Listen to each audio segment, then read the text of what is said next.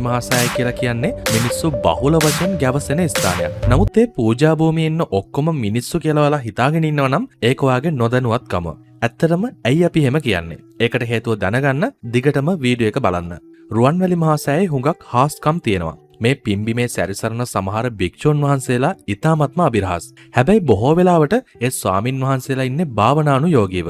ඒ නිසා ඒ හිමිවරු එක්ක කතා කරන්න බෑ. අපි කතා කරන්න උත්සාහ කරලත් නැහැ. නමුත් උන්වහන්සේලා ආවේ කොහෙන්ද යන්නේ කොහෙටද කියන එක කවුරුත්ම කවදාවත් දැකලා නැහැ. ඒක ඇත්තටම අභිරහසක්. රාත්‍රී කාලයට වගේම දහවල් කාලයටත් සෑමලුවේ උන්වහන්සේලා භාවනානුයෝගීව වැඩ සිටිනවා. සමහර වෙලාවට ඒ වගේ ගිහියන් ගැනත් වාර්තා වෙනවා. ඒ ගිහි පින්වුතුන් සාමාන්‍ය මිනිසුන්ට වැඩිය ගොඩක් වෙනස්.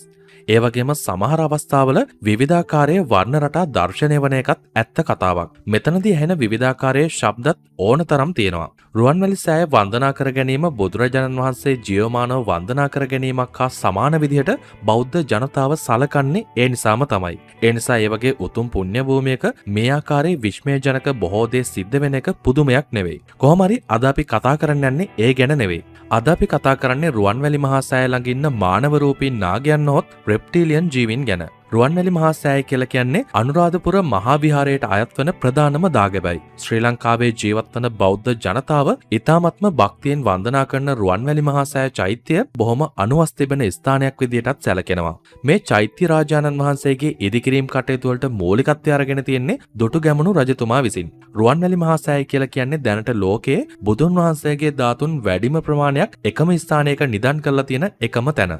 මේ චෛත්‍ය ස්වර්ණමාලී චෛත්‍ය විදියට නම් කිරීමත් ඉතාමත්ම අපූරු සිදුවීමක්. සෑය ඉදි කරන්න අවශ්‍ය පිරිසිදු කිරීම සිදු කරන අවස්ථාවේදී මේ භූමියේ පිහිටි රන්තෙලඹු ගසක වැඩ සිටි ස්වර්ණමාලී නම් දෙව්දුවක් තමාගේ දිව්‍ය විමානයේ පිහිටි ගස ඉවත් නොකරන්න කියලා මහරහතන් වහන්සේලාගෙන් ඉල්ලීමක් කරනවා.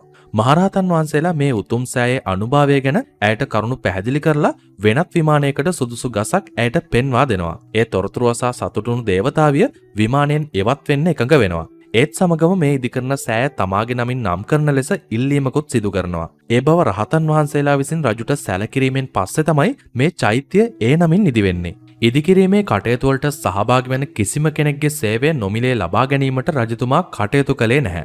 ධාතු ගර්භයේ තැන්පත් කිරීමට ධාතු වැඩමවීමේ ක්‍රියාව පැවරෙන්නේ සෝනුත්තර නම් රහතන් වහන්සේට. සම්බුද්ධ පරිනිර්වාණයෙන් පසු බුදු සිරුරේ ඉතුරු වන ද්‍රෝණ 8ක් වූ ධාතුන් වහන්සේලාගෙන් එක් ද්‍රෝණයක් නාගලොවෙන් තමයි රැගෙන එන්නේ. නමුත් අවාසනාවකට මේ වගේ ක්‍රියාවක් ඉටු කළ දුටුගැමුණු රජතුමාට මහා සෑයේ වැඩ කටයුතු මුළුමනින්ම අවසන් වනතුරු ජීවත් වෙන්න වාසනාව ලැබෙන්නේ නැහැ.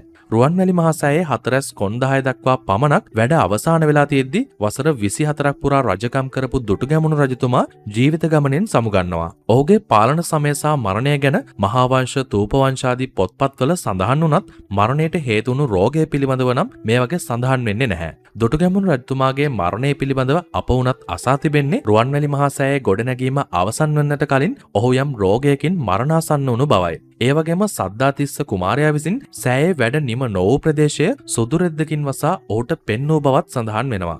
කෙසේ වෙතත් රජුගේ මරණය සිදුවීමට හේතුව වගේම එයට හේතු වුණු රජුගේ බිසවක් ගැනත් අප්‍රසිද්ධ ජන කතාවක තියෙනවා. රුවන්වැලි සෑයේ ධාතු නිදන් කළාට පස්සේ ඒවා වන්දනා කරන්න දිනපතාම් වගේ නාගලොවින් නාගයන් පැමිණීම පුරුද්දක් වෙලා තිබිලා තියෙනවා. මේ අතර වාරේ නාරජුගේ දියණියන්ද සිටියා කියලා කියවෙනවා. ඇයව දැකලා ශෝභමාන පෙනුමට වශී වුණු රජතුමා ඇයව බලෙන්ම විවාහ කර අගබිසව තනතුරේ තියාගෙන තියෙනවා. රුවන්වැලි සෑයේ වඳින්නට ගිය දියණිය ආපසු නොපැමිණීම නිසාම ඇය සොයාගෙන ඒමට නාරජු නාගයන් කිහිප දෙනෙක්ව අනුරාධපුරයට එවනවා. එම වැසියන් සමග කතා බහ කිරීමෙන් අනතුරුව දුටුගැමුණු රජතුමා එම නාග කන්‍යාව බලෙන්ම බිසව තනතුරේ තියාගෙන සිටින බවට දැනගත් විට ආපසු ගොස් එම පුවත නාරජුට වාර්තා කරනවා. ප්‍රථමව තමා සන්තකව නාලුව තිබුණු ධාතුන් ගෙන යාමත්, දෙවනුව ඒව වැඳීමට ගිය තමාගේ දියණිය පැහැර ගැනීමත් නිසාම දුටුගැමුණු රජතුමා පිළිබඳව නාරජුට ඇතිවන්නේ බලවත් කේන්තියක්. දුටුගැමුණු රජුගෙන් පලි ගැනීමට අදහස් කරන නාගරජු මානවයෙක් කැඳවලා දුටුගැමුණු මරා මිස නැවතෙන්න එපා කියලා ඔහුව මනුෂ්‍ය ලෝකයට පිටත් කරවනවා. අනපරිදි අනුරාධපුර පිහිටි රජුගේ මාලිගයට පැමිණෙන නාගයා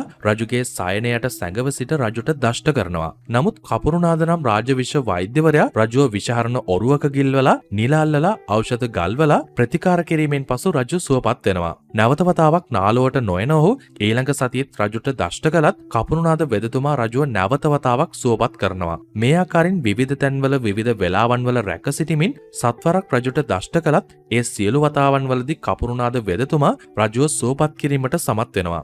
රජු මරා දමා මිස ආපසු යන්නේ නැතයි අදිෂ්ඨාන කරන නාගයා රජතුමා මරන්නට උපායක් කල්පනා කරනවා. සුව කළ හැකි සර්ප දෂ්ටනයන් වගේම සුව නොකළ හැකි සර්ප දෂ්ටනයන්ද තිබෙන බවට දේශීය විශ්වවිද්‍යාවේ සඳහන් වෙනවා. මරයෝග යනුවෙන්ද හැඳින්වෙන්නේ මේවා තමයි. යමෙකු මැරීමේ ශාස්ත්‍රය දන්නේ ඔහුව සුවපත් කිරීමට දන්න කෙනාම තමයි. ඒ නිසා රජුට දෂ්ට කිරීම සඳහා මේ වගේ මරයෝගයක් කපුරුනාද වෙදතුමාගෙන්ම අසා දැනගත යුතු බවට නාගයා කල්පනා කරනවා. මෙවර මිනිස් වෙසක් මවාගත් නාගයා කපුරුනාද වෙදතුමා ගාවට සුළු සේවකයෙක් විදිහට වැඩට යනවා. දිනක් ඔහු ඔබතුමා කිහිප විටක් රජු බේරගත්තා නොවේද? ඔබතුමාට සුව නොකළ හැකි දෂ්ටනයක් තිබේ යයි මම නම් සිතන්නේ නැහැ කියලා පවසනවා. විෂවේදකම සොයාගත්ත ඍෂීන්ට පවා සුව කළ නොහැකි ආකාරයේ දෂ්ටනයන් තිබෙන බවට මේට ප්‍රතිචාර විදියට කපුරුනාදතුමා ප්‍රකාශ කර තිබෙනවා.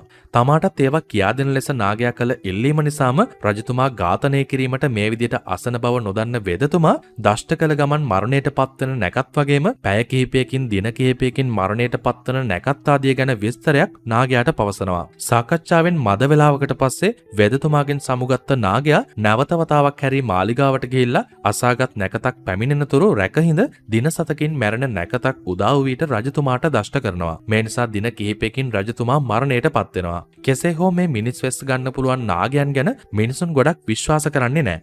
ඒත් ඉතින් මේ ඉස්සර මේ වෙනකොට විද්වතුන්ම ඒ ගැන මතිමතාන්තර පළ කරන්න පටන් අරගෙන තියෙනවා.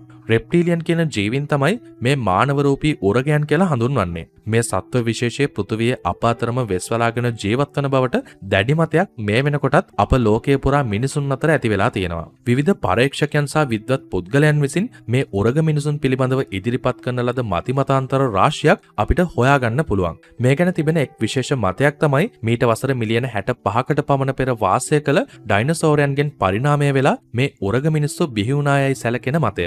ඒ වගේම දෙවනි මතය තමයි ඔවුන් ඇල්ෆා ඩ්‍රැකොනිස් කියන තරුපන්තියකින් පැමිණි බවයි. උරගයෙකුගේ වගේම මිනිසෙකුගේ ශරීරාංගවලින්ද හැඩ ගැහිලා තියෙන මෙයාලට මිනිසුන් වගේම පාදවලින් ඇවිදින්න පුළුවන්. බොහෝ දෙනා පවසන ආකාරයට රෙප්ටීලියන්ලා තමාගේම වර්ගයේ ජීවීන් සමග sannivedanaya කරන්නේ මනසින්. හැබැයි මිනිසුන් අතර සාමාන්‍ය විදියට කතා බහ කරමින් කටයුතු කිරීමේ හැකියාවක්ද මොවුන් සතු වෙනවා. කොහොමරි මේ මිනිස් වෙස් ගන්න පුළුවන් නාගයන් ගැන අදටත් ලොකු අභිරහසක් ඉතිරි වෙලා තියෙනවා. කොහොමරි මේ රෙප්ටීලියන් කියන්නේ පිටසක් වලින් නම් පිටසක් වලිනුත් බුදුදහම දන්නවද? මොකද මිනිස් වෙස් ගන්න පුළුවන් නාගයන් ගැන කතා රැසක්ම පැරණි කතාවල සඳහන් වෙනවා. හැබැයි එක කාරණාවක් අවසානයේදී කියන්නම ඕනේ. මේ බුදුදහමේ කතාවල සඳහන් වෙන නාගලෝකයේ ජීවීන් සහ රෙප්ටීලියන්ලා කියන්නේ වර්ග දෙකක්ද එකක්ද කියලා කියන්න අපි දන්නේ නැහැ. අපි මේ ඔයාලට ඉදිරිපත් කළේ ලෝකයේ මේ වෙනකොට ඇති වෙලා තියෙන මතිමතාන්තර වගේම ජනප්‍රවාද විතරයි. ඉතින් මේ හා සම්බන්ධව ඔයා හිතන්නේ මොන වගේ දෙයක්ද කියලා අනිවාර්යෙන්ම පහලින් කමෙන්ට් එකක් දාන්න අමතක කරන්න එපා. අපි මේ වගේම අලුත්ම වීඩියෝ වකින් හම්බ වෙන බලාපොරොත්තු වෙන අදට සමු අරගෙන යන්නට තමයි සූදානම් වෙන්නේ.